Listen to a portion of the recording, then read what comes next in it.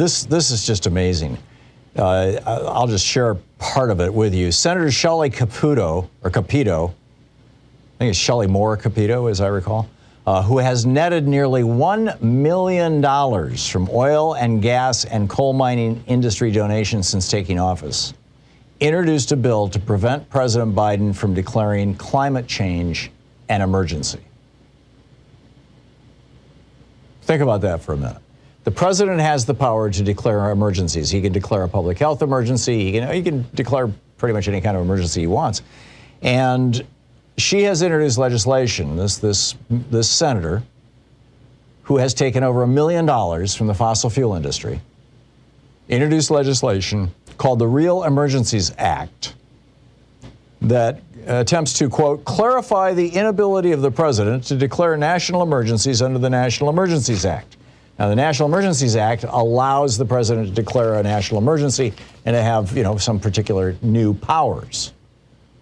And she's proposing legislation that would carve out climate change from that so that the president can't do anything about climate change. A woman, Shelley Moore Capito, who took over $1 million from the fossil fuel industry. She was joined in this effort by Senator Jim Inhofe of Oklahoma, who has taken more than $750,000 from the fossil fuel industry.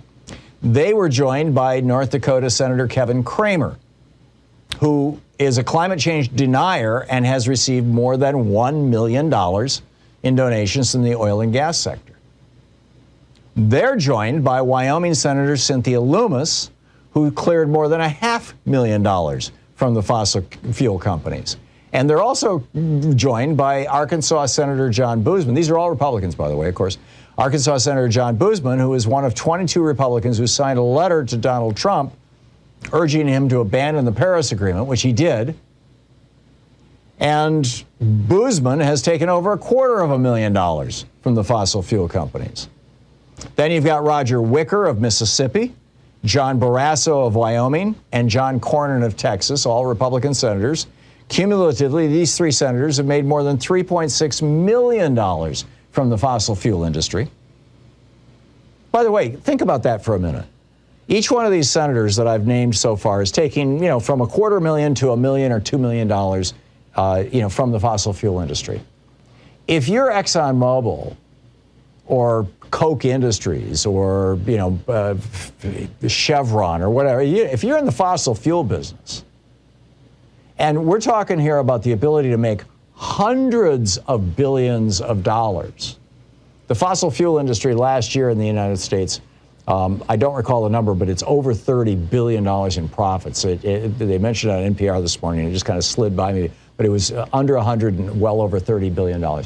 Massive profits last year in the fossil fuel industry. So if you're looking at even $1 billion a year in profits, and you peel off 1 million of that,